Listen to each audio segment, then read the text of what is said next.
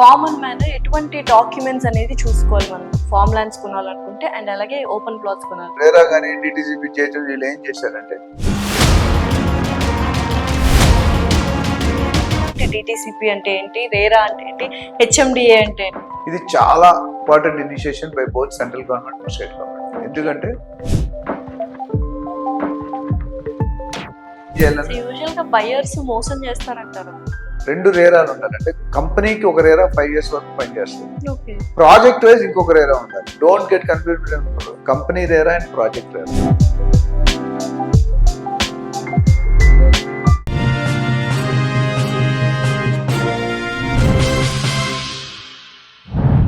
Hello Telugu people, welcome to our channel. So ప్రస్తుతం మనతో పాటు స్టూడియోలో realtor oxygen CEO and founder doctor Nandi Rameshwar Rao గారు ఉన్నారు. అలాగే రియల్ ఎస్టేట్ ఎక్స్పర్ట్ కూడా. నమస్కారం నంది రామేశ్వరరావు గారు. నమస్కారం.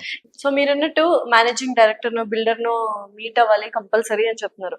ఒకవేళ వాళ్ళు అందుబాటులో లేనప్పుడు జనరల్ గా యూజువల్ గా చాలా మంది ఏజెంట్స్ త్రూనే కొంటూ ఉంటారు. అది అందరికీ తెలిసిన సత్యమే. సో ఇందాక మీరు మాట్లాడుకున్నట్టు ఏజెంట్ ని ఎలా మనం చూస్ చేసుకోవాలి అంటే ఏమంటారు? ఇప్పుడు నేను పెళ్ళిని ఎప్పుడు రియల్ ఎస్టేట్ తో పోలుస్తా. కొంతమంది నవ్వుతారు కరెక్ట్ గా, బట్ జనాలకు అర్థం అవడానికి చెప్తాను. పెళ్లిలో ఎవరికైనా ఒక అమ్మాయి మీ సిస్టర్ పెళ్లి చేయాలి, ఫస్ట్ మీరు ఏం చూస్తారు? అబ్బాయి బ్యాక్గ్రౌండ్ చూస్తారు.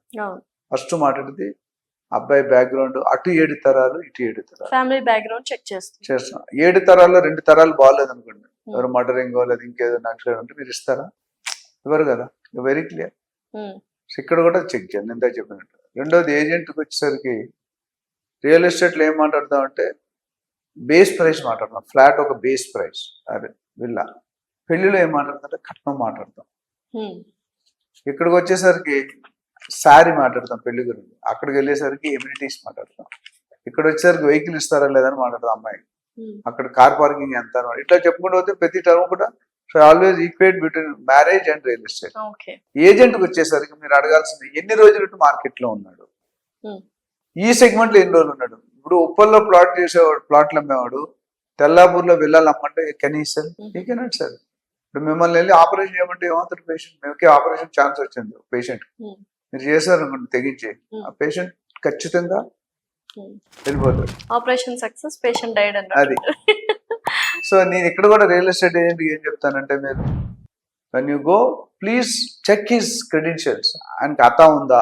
but a lot of agents doesn't have any offices, any base, no license.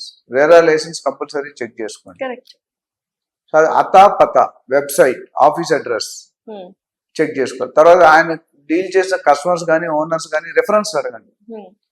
Suppose మీరు గచ్చిబౌలిలో కొనుక్కుంటారు, లాస్ట్ 5 years లో మీరు ఒకళ్ళ ఫ్లాట్ కొనుక్కుంటే ఫ్లాట్ డీల్స్ ఎన్ని చేశాడు ఆయన, రేట్ ఎలా పెరిగింది, 2000 నుండి 2020 నుండి 2024 రేట్లు ఎలా పెరుగుతుంది, ఎంత శాతం పెరిగింది, ఆ ఎనాలిసిస్ ఉందా? 95% of the agents will not qualify this. నేను మా training real talks training division ఉన్నది, ఫస్ట్ అదే చెప్తాం. Be honest, your body language, your convincing skills, your negotiation. మీరు 2% ఛార్జ్ చేస్తాడు, కస్టమర్కి వాల్యూ ఎడిషన్ ఇవ్వాలి కదా.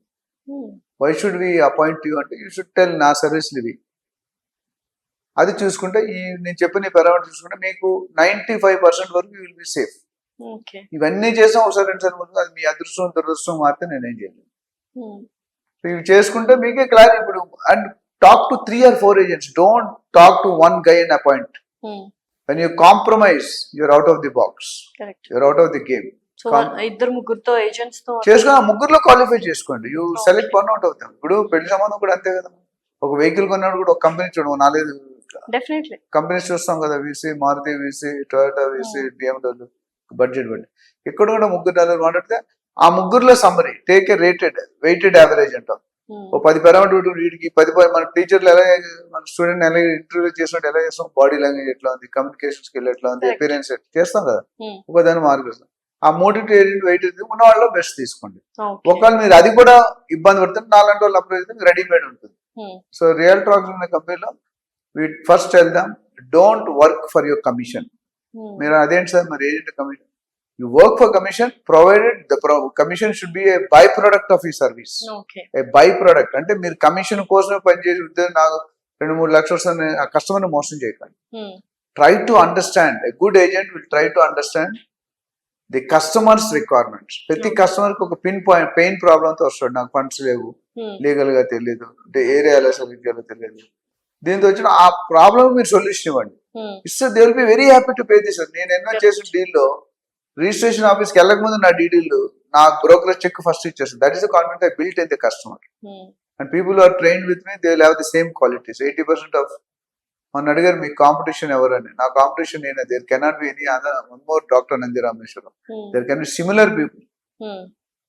మీ క్లోన్ ఉండరు కానీ సిమిలర్ ఉంటారు. అది ఉండలేరు. ఉంటే అప్పుడు నేను నా సర్వీస్ వేస్ట్ అయిపోతుంది.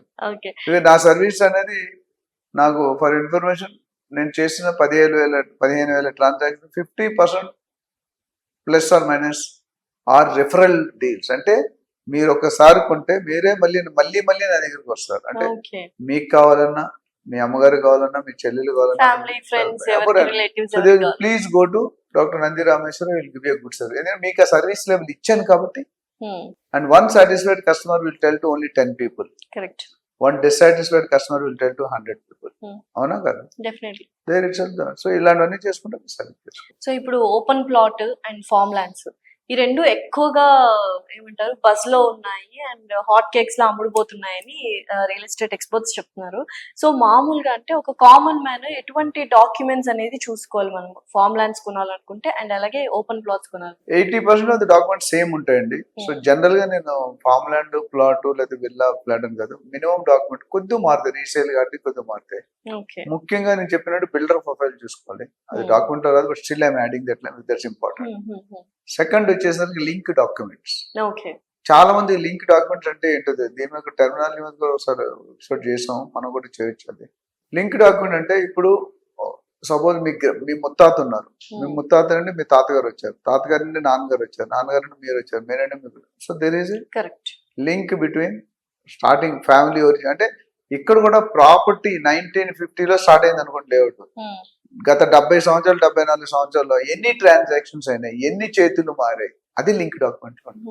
సపోజ్ మధ్యలో స్పెసిఫిక్ కేసులో మధ్యలో ఒక ఆయన సడన్ గా అయిపోయారు హాస్పిటల్లో, అంటే వీళ్ళ నెంబర్ రాయొచ్చు, అప్పుడు లింక్ తప్పిపోతుంది కదా. Though your legal heirs, it cannot be given to your property because documentation ఉండాలి. లేకపోతే రేపొద్దు ఇంకెవరో, ఇప్పుడు కొన్ని కమ్యూనిటీలో 2-3 భార్యలు ఉంటారు. నేను ఒక కమ్యూనిటీ పేరు చెప్పాను, డీల్ చేస్తున్నాను 40 crores డీల్. సడన్ గా మూడో భార్య రెండో కొడుకు వచ్చి కూర్చున్నాడు రిజిస్ట్రేషన్. నాకు ఇంత షేర్ ఉంది, నాకు డబ్బులు ఇస్తేనే కత్తి పట్టుకొని వచ్చాడు.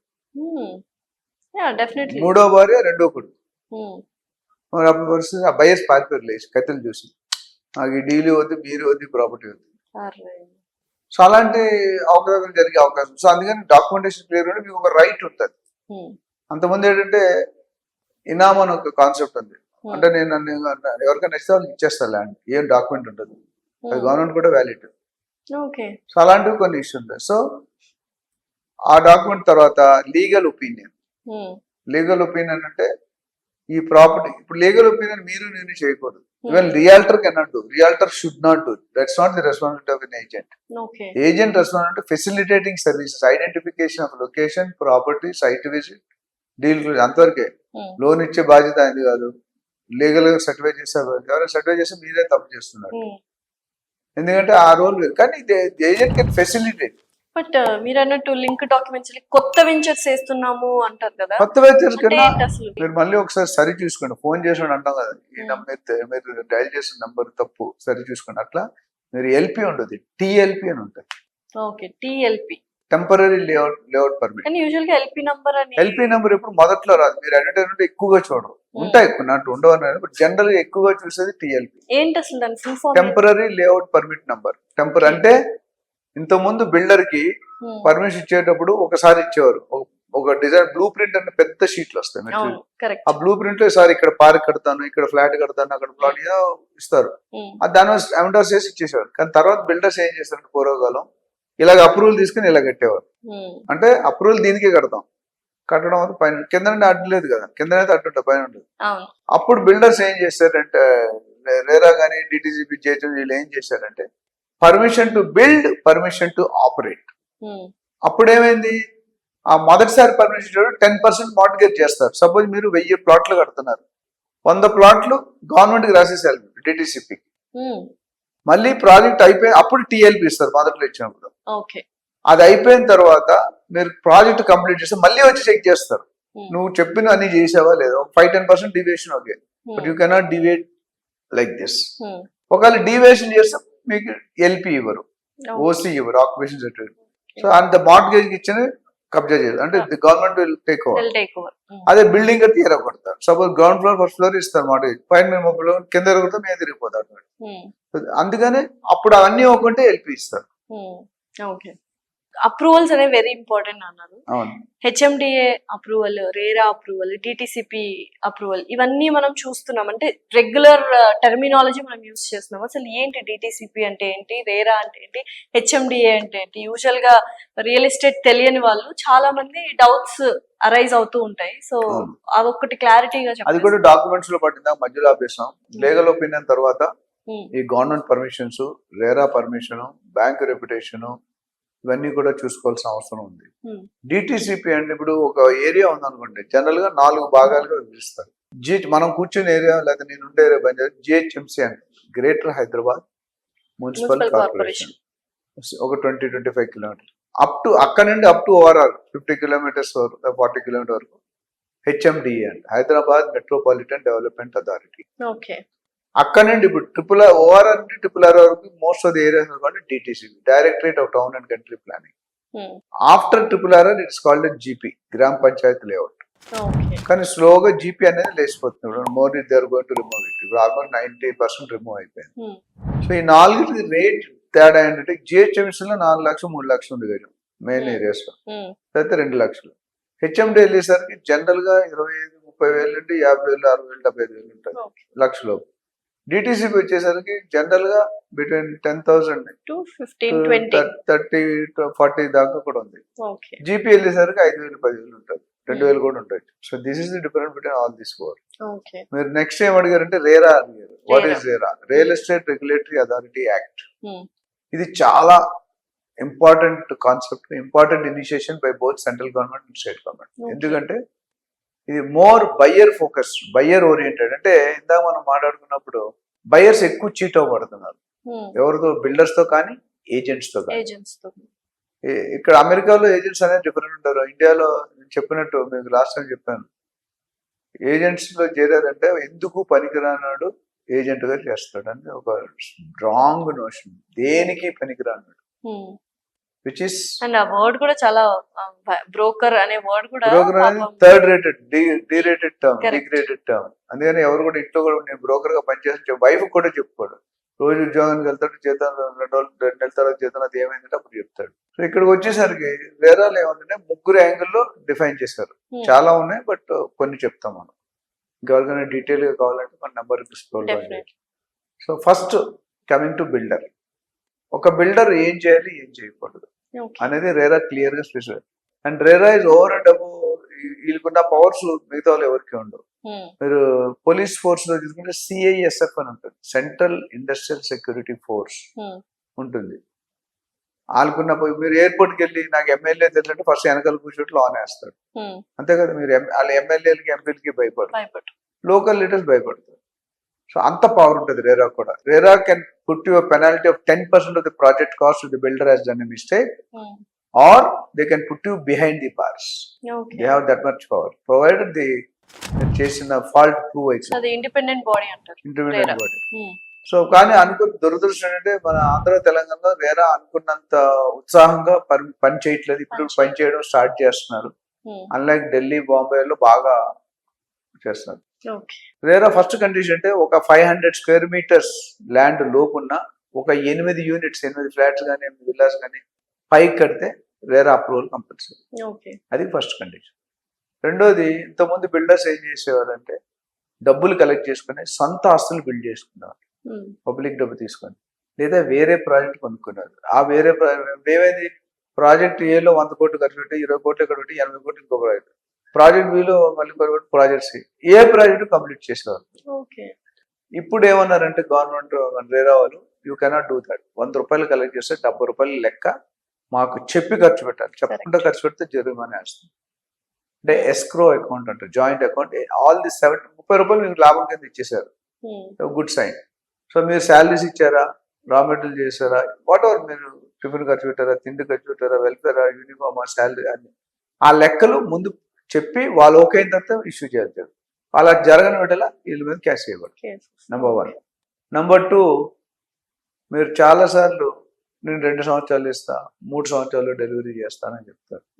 2-3 సంవత్సరాలు డెలివరీ చెయ్యకపోతే the buyer is in loss. General గా ఇల్లు ఎప్పుడు కొనుక్కుంటామో 50 సంవత్సరాలు దాటే కొనుక్కుంటాం, రిటైర్ అయ్యే ముందు. మనకు గవర్నమెంట్ క్వార్టర్స్ ఉంటే అది మానేసి ఇక్కడ ఉందామని జనరల్ గా ఇప్పుడే 30-40 కూడా కొనుక్కుంటాం.